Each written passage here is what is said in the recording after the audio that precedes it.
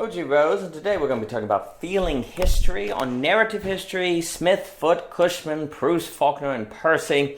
And this is going to be talking about this strange idea that those who do not learn from history are failed to repeat it. That's from George Santayana, and it's a famous idea, but I'm not sure if it's completely true. I think it's more so the case that people who don't feel history are doomed to repeat it. We learned from Adam Smith that if you were to hurt your little finger just slightly, you would care more about it than if some disaster was occurring on the other side of the planet. You know, Adam Smith's theory of moral sentiments really tries to explore human motivation and what changes us, and it has a whole lot to do with what we experience and what we feel. There's a paper in the Conflict of Mind called Ideas Are Not Experiences, which also orbits this question of why does history repeat. And often, there can be this kind of idea where historians can say, oh, those who don't learn history are doomed to repeat it, as if the world would be saved if everyone just read history.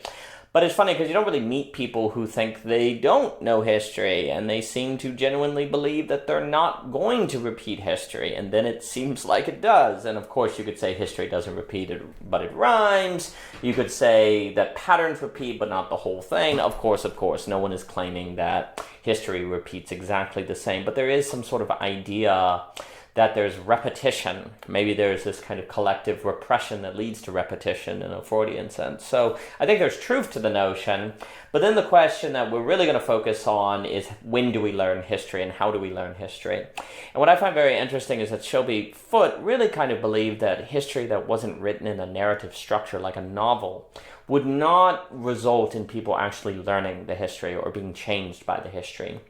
You know, Cushman in his book Bloody Pomegranate, he talks about where Civil War reenactors have this strange mystical moment when the seemingly impenetrable boundary between the present and past suddenly dissolves, and they're no longer reenactors, they are participants in the Civil War. They're just there, always, already. And for Cushman, this is quite powerful. And you see, you could argue that great literature is actually trying to do the same thing. You're reading a book, and then suddenly you're not reading a book. You're eating a cookie from out of a cake, or you're snagged on a fence post in The Sound and the Fury. A great book makes you forget you're reading, which is one of the strangest phenomenon around, and something that, as people know, I'm obsessed with regarding the phenomenology of the artist. But Shelby Foote, who's the historian of the Civil War, really emphasized trying to make history like the work of Chekhov or Homer or Proust. And we should focus on Proust for a moment, because you have that famous moment in the beginning of Remembrance of Things Past, where involuntary memory, I believe, is where Proust is biting into a cookie and suddenly years in the past. He doesn't remember them. He recalls them. He's just there. It's like in a dream, really. I mean, you just find yourself dreaming. You don't go, oh, I'm dreaming now, unless it's a lucid dream. You just are dreaming. You are just there suddenly and all at once.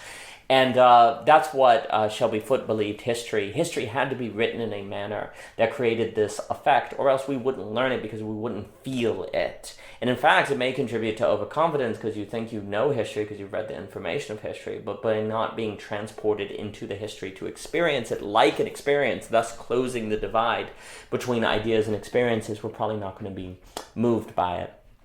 Another literary example that comes to mind is Benji in The Sound and the Fury. Benji in section 1 of The Sound and the Fury, he'll be crawling through a fence with Luster, and he'll get snagged on a nail, and suddenly he's back with Caddy. As if it's the divide between past, present, and future just doesn't exist for Benji. He's just there. Dreams start in the middle, without beginning or end. They're just there. And this also kind of can help elucidate what Faulkner means when he says the past isn't even past in Requiem for a Nun. And also what's interesting, Faulkner himself talked about the Benji section where he says it approached nearer the dream by having its ground laid by an idiot. And that dream was to show that the world by Caddy was brave enough to climb the tree and look in the window. So, Faulkner's trying to describe this sort of beautiful moment, this glimmer of eternity through the transient that's too beautiful for finitude, really, that this kind of breakdown of space and time, something that seems more like a kairos experience of time, is closer to approaching than not. Well, it would seem like in Shelby Foote, who's going to be, hanging out with Walker Percy and a lot of these Southern writers, they all know Faulkner, and they all know Proust. It would seem like Foote particularly admired Proust. And really what you see is that there's a way in which As Caddy was too beautiful to be given her own section in The Sound and the Fury, Foote approaches history as too important to risk it being a chronicle, to allude to Hayden White, and Hayden White is extremely relevant for this paper, and I had that talk with John, that series with John and Dawood on Hayden White that I highly suggest. And so you could say that for Foote, the Civil War was too important to be left to mere chronicle. It had to be put into the form of a narrative, of a novel, something more like a novel, so that we actually experience it. And if we don't, then we have no hope of approaching history in a manner that we learn from it, in the same way that it is only through Benji that there's any hope of getting at Caddy. And, there's a part in the Foote's trilogy where he's describing Stonewall Jackson, and the last thing said, where he's back in delirium, alternatively praying and giving commands as he's dying, and he's giving commands, let us cross over the river and rest under the shade of the trees. Space and time have collapsed for Jackson. He is not acting like he is, not acting like he is in battle, rather he is in battle. So you see at this part where Stonewall dies, which is arguably one of the clear turns in Mr. Foote's trilogy, you see this kind of vision of a collapse of space and time where people are not remembering the past, they're in the past. There's also this wonderful line that Foote attributes to Keats and is echoed by John Milton Murphy. It's a fact is not a truth until you love it. And here, what Foote understands is that if we don't love a fact, we're not transformed by it. It doesn't become a truth, an organizing principle of how we live our lives. And this also does make me think, The Message in the Bottle by Walker Percy will talk about the difficulty of anyone experiencing the Grand Canyon now, because we have so many preset complexes before we get there. We've seen photographs of the Grand Canyon, so when we go to it, it doesn't strike us in the same way. He also talks about the difficulty of really, really experiencing a Shakespeare sonnet because of preset complexes. Well, in a similar way, it's very, very difficult to be moved by history now because we've already learned so many facts about it. We've already learned so much information about it, and we already have so many ideas about the past, and so on and so forth. So, and you could say that the way for Mr. Foote that history was being taught got in the way of experiencing history and feeling it, and thus being changed by history.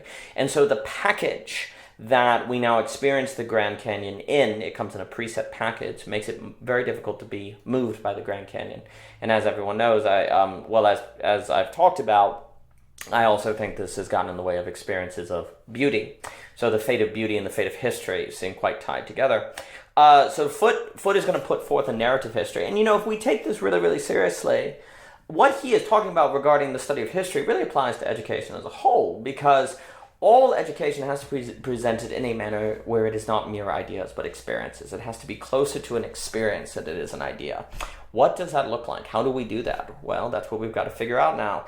And certainly Foote did not see that happening in the study of history. He saw terrible, there's no story in the narrative. There's lots of footnotes. It's cluttered. You just get pulled out of the text constantly. Also, he felt so much of history was written just bad storytelling. It was melodramatic. You knew what was going to happen ahead of time, so it had no ability to pull you in, and so that mystic moment could not occur where you were in history, and as a result, we can't be changed by history. So Selby Foote is calling for a higher quality of historic writing, and I think if we take him seriously, it really does demand a higher form of educating and teaching. It's not enough to simply relay facts. Facts have to be relayed in a manner so that we might love it, and therefore those facts become a truth, an organizing principle of our lives. If we do not have what we learn become organizing principles of our lives, then our lives will not change. And if they do not change, then the repetitions, the repressions, and problems of history will likely simply repeat. For more by O.G. Rose, please visit ogrose.com, Twitter, Anchor, Instagram, so on and so forth. And thank you so much for your time.